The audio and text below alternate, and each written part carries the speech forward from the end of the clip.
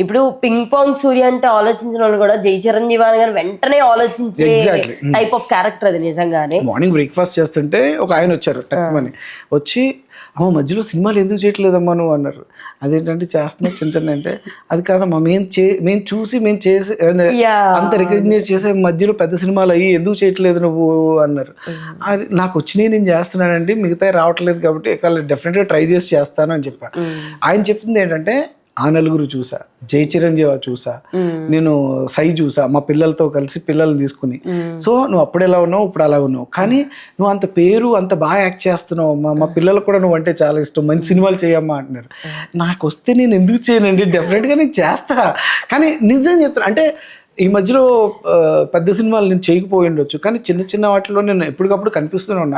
Definitely ఇప్పుడు concentration, ఇప్పుడు పెద్ద డైరెక్టర్స్ వెళ్ళి కలిసి డెఫినెట్గా ఆపర్చునిటీస్ ఏమైనా వస్తే 100% ఫుల్ఫిల్ చేస్తా. సో మీ యొక్క ఫోకస్ అన్నది మూవీ ఇండస్ట్రీ పైన ఎలా ఉంటుంది? ఎందుకంటే ఇప్పుడు అంత పెద్ద సినిమాలు చేసి మళ్ళీ బ్యాక్ టు చిన్న చిన్న మూవీస్ చేసుకొచ్చి మళ్ళీ పెద్దది వస్తే చూద్దాం, ఎందుకంటే ఒక ఆర్టిస్ట్కి అదే లైఫ్. వాళ్ళు కంటిన్యూ ఈ మధ్యలో దగ్గర నుంచి చూస్తుంటే కొంచెం బ్లర్ అవుతున్నాయి, కొంచెం దూరంగా అంటే ఓకే క్లారిటీ కనిపిస్తుంది. అంటే ఈ మధ్యలో దగ్గరగా చూస్తుంటే కొంచెం బ్లర్, ఈ ఫోకస్ ఇవన్నీ అంటే ఎవరు మన ఇండస్ట్రీలో ఉన్నాం ఇప్పుడు డైరెక్టర్స్ కి ఈ సో ఇంతమంది కాంపిటీషన్ లో అరే ఈ క్యారెక్టర్ సూర్య చేస్తే బాగుంటదని ఆ డైరెక్టర్ కనిపించాలి, మనం వెళ్ళి కనిపించాలి. సో వీడు ఉన్నాడు ఇంకా ఇండస్ట్రీలో అన్నది గుర్తించాలి. సో ఇవన్నీ ఇవన్నీ అయిన తర్వాత క్యారెక్టర్ నాకు వస్తే నేను ప్రూవ్ చేసుకోగలగాలి. సో ఇలాంటి నేను అలాగే ఆలోచిస్తాను. మిమ్మల్ని ఎలా ఆయన అయితే అన్నారో అంత పెద్ద పెద్ద మూవీస్ చేసిన సూర్య గారు ఎందుకు తర్వాత కనిపించలేదు అన్న కాన్సెప్ట్ కామన్ పీపుల్ లో ఉంటుంది. ఎగ్జాక్ట్లీ ఉంది. నేను ఇవాళ జస్ట్ 1 hour బిఫోర్ చెప్తుంటేనే ఆయన షాక్ అయ్యాను. అవును కదా అమ్మ ఈయన అంటారు మరి మనం ఎక్కడ సైడ్ ట్రాక్ అయ్యామో, ఎక్కడ మధ్యలో ప్రొడక్షన్ చేయడం వల్ల కొంచెం బ్యాక్ ఎండ్ అయ్యా, చాలా బ్యాక్ ఎండ్ అయ్యా. సో దానివల్ల అనుకుంటా మేబీ డెఫినెట్ గా మంచి సినిమాలు చేస్తానండి అది ఇది అని చెప్తే, నువ్వు చెయ్యాలన్నమాట చేస్తానండి ఐఎమ్ సో వెరీ హ్యాపీ. ఎందుకంటే ఒక పర్సన్ వచ్చి అంత కనెక్ట్ అయ్యి మనకి చెప్తారంటే ఎంత అభిమానం, నాకు అసలు ఫుల్ హ్యాపీ అనిపించింది చాలా. సో మీకు లైఫ్ దశ తిరిగిందిరా బాబు అని అనిపించిన సిచ్యువేషన్ ఏంటి మీ లైఫ్ లో? ఎవ్రీ విజయదశమికి దశ తిరుగుతూనే ఉంటుందండి. అది అంటే పూజ ఇంట్లో చేస్తాం కాబట్టి చిన్న హ్యాపీ ఫీల్ ఉంటుంది. మా ఇలవేల్పు కులదేవి దుర్గమ్మ తల్లి ఎప్పుడు విజయదశమి కాదండి, ఇది దశ తిరగడాలు ఇది ఏం లేదు, ఇట్స్ అ ఫేట్. ఇప్పుడు ఇంకో గంటలో ఒక పర్సన్ కి ఏం జరుగుతుందో ఏంటో అన్నది మనమే చెప్పలేదు. అది ఎప్పుడు తిరుగుతుందో అనేది తెలియదు. One fine day one Friday definite గా తిరుగుతుంది అందరికి, ఇండస్ట్రీలో ఉన్న పీపుల్ అందరికి. ఒక లైఫ్ ఎప్పుడు ఆర్టిస్ట్ లైఫ్ కానీ ఇక్కడ టెక్నీషియన్స్ డైరెక్టర్స్ వెయిట్ చేసేదంతా ఒక ఫ్రైడే కోసం. అంటే ఆ రోజు సినిమా రిలీజ్, ఆ సినిమా వల్లే పెద్ద సక్సెస్ అయ్యి అందరినీ నచ్చి అది దశ తిరగడం అంటే. ఇప్పుడు సో అలాంటి టైం అలాంటి రోజు సో మెనీ వచ్చినాయి. ఇంకా ఫ్యూచర్ లో కూడా మంచి స్పీకర్ కింద అయిపోయింది. అలా ఏం లేదు, నాకు అనిపించింది, నేనేం ఆలోచించి మాట్లాడను, నాకు అనిపించింది నేను మాట్లాడేస్తాను అంతే తప్ప నాకు ఇదే మాట్లాడాలి ఇలాగే ఉండాలని I'm not a borders and rules. So ఇప్పుడు మూవీస్ అవి రిలీజ్ అవుతున్నాయి, బేసిక్ ఇప్పుడు జరుగుతుంది ఏంటి సోషల్ మీడియా. సింప్లీ ఒక మూవీ రిలీజ్ అయిన తర్వాత అది జనాలు చూసే గ్యాప్ కూడా ఇవ్వట్లే, వచ్చి ప్రివ్యూ షోస్ చూసేసి దాని మీద రివ్యూలు చెప్పడం ఇట్లాంటివన్నీ జరుగుతున్నాయి. What you feel about that? మీరు ఎప్పుడు 2000s నుంచి ఉన్నారు కాబట్టి. అవును, మన సినిమాని మనమే చంపేసుకుంటున్నట్టు అంతే అండి. ఇప్పుడు ఇదివరకు రివ్యూస్ చూసి వెళ్ళేవారు, ఇది సాఫ్ట్వేర్ వాళ్ళు వీళ్ళు అంటే వాళ్ళకి టైం లేక బాగుంటే మంచి సినిమాకి వెళ్దామని. ఇప్పుడు ఊర్లో చాలా మంది జనాలు ఉంటారు, యాక్చువల్గా వాళ్ళకి ఎంటర్టైన్మెంట్ సినిమా తప్ప వేరే ఎంటర్టైన్మెంట్ ఏం ఉండదండి. వాళ్ళు ఇప్పుడు కష్టపడి జాబ్స్ చేసుకున్నా ఏం చేసుకున్నా ఫ్రైడే సాటర్డే సండే ఈ 3 days వాళ్ళు సినిమా చూసి ఎంజాయ్ చేస్తారు. ఆ వీక్లో వాళ్ళకి అదే ఎంటర్టైన్మెంట్, అదే సినిమా.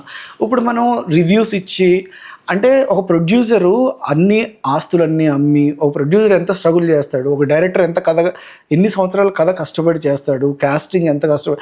ఒక సాంగ్ చేయాలంటే 3 minutesలో మనం థియేటర్లో చూస్తాం, అది 5 days కష్టపడతాం.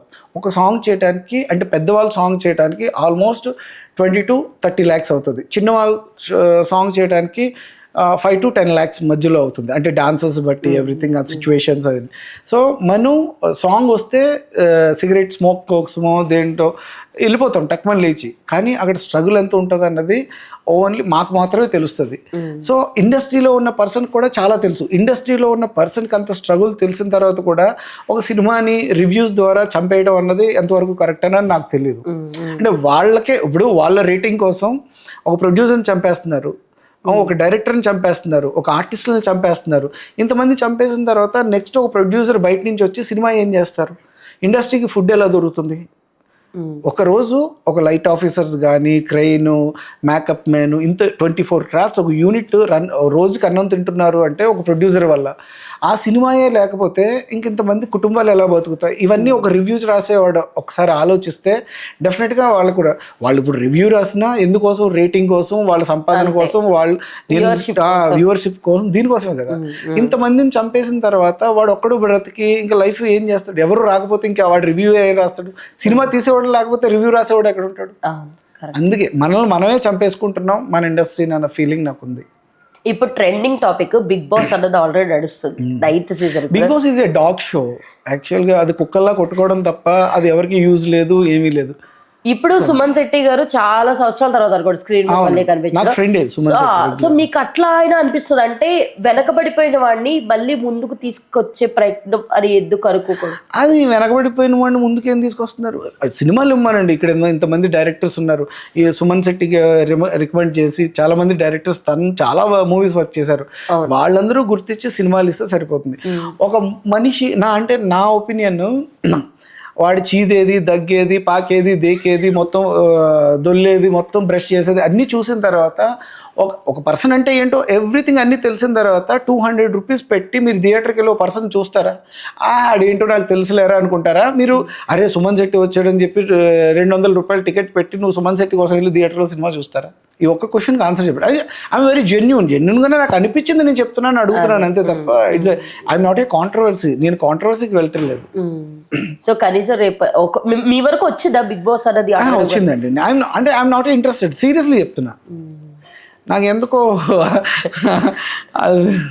కంప్లీట్ లైఫ్ అంతా తీసుకెళ్ళి బయట పెట్టుకో అంతే. నిజంగా ఒక మనిషి చీదేది, ఎవ్రీథింగ్ ఇవన్నీ కూడా చూసిన తర్వాత అవతల ఇప్పుడు మనకు ఒక దేవుడే నచ్చడు, అలాంటిది మనం ఒకరికి నచ్చుతాం, నచ్చకపోవచ్చు. సో ఒక గుడ్ ఉంటే గుడ్ అని అందరూ చెప్పుకుంటారు, ఒక బ్యాడ్ ఉంటే ఇంకొక గుడ్ అని 10 మంది చెప్పుకుంటారు, బ్యాడ్ అని లక్షల మంది చెప్పుకుంటారు. ఈ బ్యాడే హైలైట్ చేసి ఇది చూపిస్తారు తప్ప గుడ్ అన్నది మాత్రం ఎప్పటికీ బయటికి రాదు. అవును.